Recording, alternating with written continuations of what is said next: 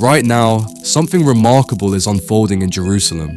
While the world fixates on politics and celebrity drama, a prophetic shift has occurred in the holiest city. Major news networks remain silent. Yet, beneath the ancient stones of the Western Wall, a group of leading rabbis made a declaration. This announcement could reshape our understanding of end times prophecy. These religious leaders gathered at the base of the Temple Mount. This is the same ground where Solomon's temple once stood. Jesus walked these courts. Scripture declares that history's final chapter will play out here. Their message was direct. The moment has arrived to prepare for the temple's reconstruction. This is not just another news story, it's a prophetic marker. The countdown has accelerated. The significance lies in who delivered this message. This wasn't a gathering of ordinary religious figures. The assembly represents the reconstituted Sanhedrin. That name carries profound prophetic weight. Ancient Israel's Sanhedrin served as the highest religious authority. 71 elders formed this council. They included priests, legal scholars, and teachers of the law. Their rulings shaped the nation's spiritual direction. They held final authority on worship, purity, and sacred calendar matters.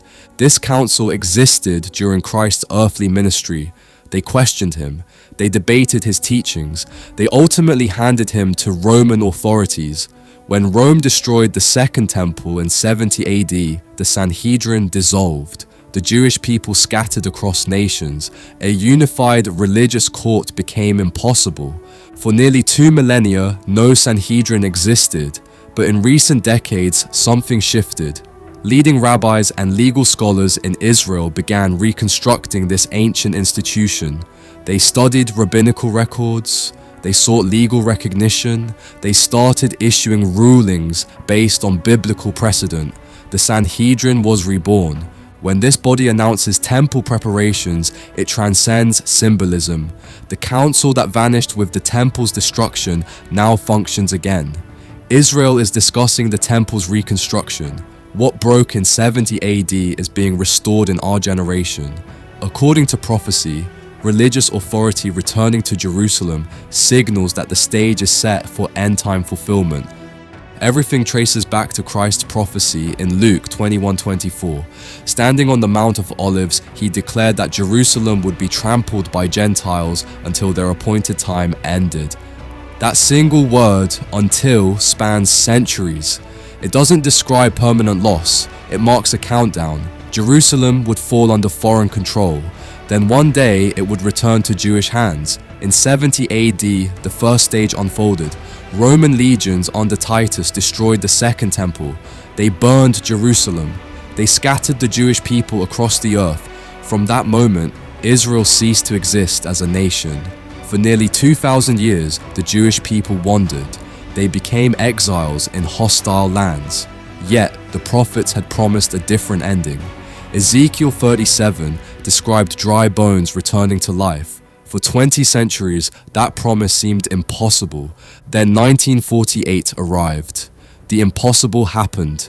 Out of Holocaust ashes, Israel was reborn. Hebrew became a national language again. It had been confined to scripture and prayer. The ancient land began to flourish. The world witnessed a geopolitical miracle. But that was only the beginning. 19 years later, the Six-Day War erupted. Israel captured Jerusalem.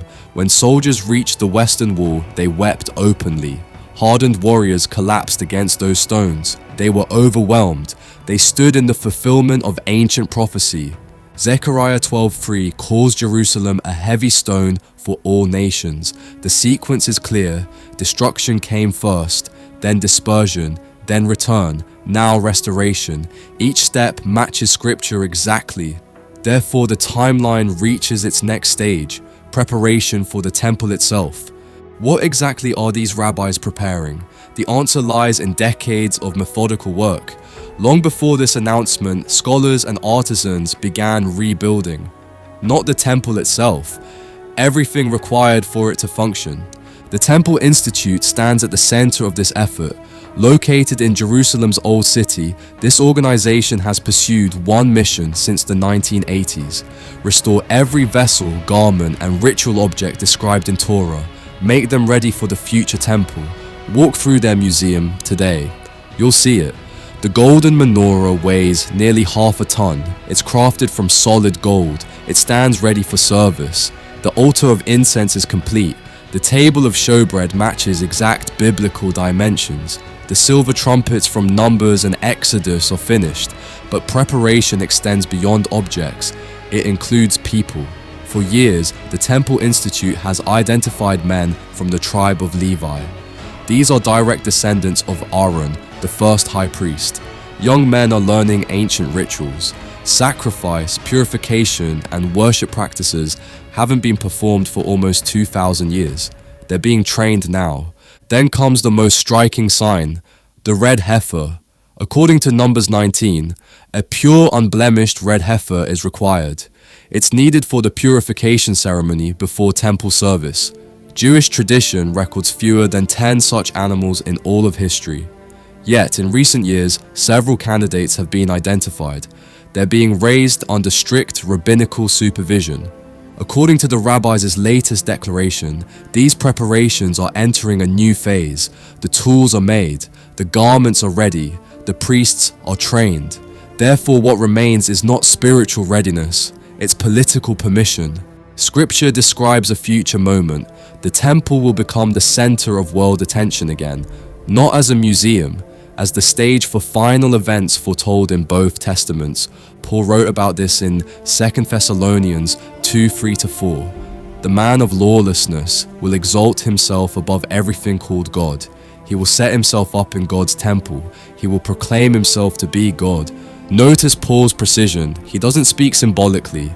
He names a physical temple, one that will stand in Jerusalem during the last days. Christ himself referenced this reality in Matthew 24:15. He warned his disciples about seeing the abomination of desolation. It would stand in the holy place. The holy place has only one meaning in Jewish understanding, the inner courts of the temple. Each passage assumes a functioning temple exists in Jerusalem during the end times. Therefore, the rabbis' preparations carry prophetic weight. Every vessel they craft fits the framework. Every priest they train advances the timeline. Every declaration they make aligns with what prophets and apostles described. Daniel 9:27 provides the framework. He wrote that a leader will confirm a covenant with many for 1 week. In the middle of that week, he will stop sacrifice and offering. In prophetic language, 1 week equals 7 years. Daniel describes a 7-year peace agreement. It begins with promise. It ends with betrayal. What makes this remarkable is its logic. Halfway through this period, the leader stops the sacrifices. But you cannot stop sacrifices unless they have started. You cannot end offerings unless a temple exists where offerings are made. Therefore, at some point, this leader will emerge. He'll present himself as a peacemaker. He'll solve what no one else could. The ongoing conflict surrounding Jerusalem and the Temple Mount. He'll confirm a covenant with Israel and many nations. For a time, the world will celebrate peace. But halfway through that covenant, deception unfolds. The same leader who enabled sacrifice will forbid it. The one who promised peace will reveal his true nature. When disciples asked Christ about end-time signs, he didn't give one event. He gave a list. Global patterns that would converge simultaneously. For nearly 2,000 years, believers have watched. Now, in our generation, almost every sign is visible. Start with Israel itself. Ezekiel 37 describes dry bones coming to life. God explained those bones represented scattered Israel. One day they'd be gathered into their own land. That happened in 1948. The modern state of Israel was born. Then came 1967, the Six-Day War. Against overwhelming odds, Israel recaptured Jerusalem. For the first time since 70 AD, Jewish soldiers stood at the Western Wall. Isaiah 35:1 spoke of a land blooming again. The wilderness would rejoice and blossom. Visit Israel today. Deserts have become farmland. What was wasteland a century ago now leads the world in agriculture. Daniel 12:4 said that in the last days many would travel and knowledge would increase. We live in that fulfillment. In just decades, human knowledge has multiplied beyond measure. Matthew 24:14 declares the gospel will be preached in all nations, then the end will come. Through satellites, the internet, and global missions, that prophecy is being realized.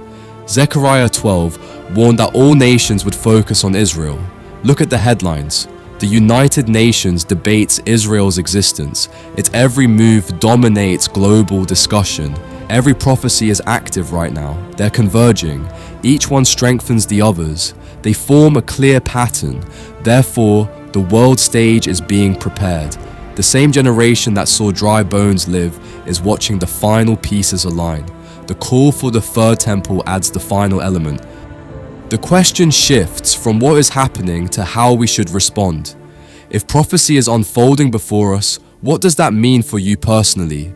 If Jerusalem is stirring and scripture aligns with reality, how should you live differently today? First, this is not a call to fear, it's a call to awareness.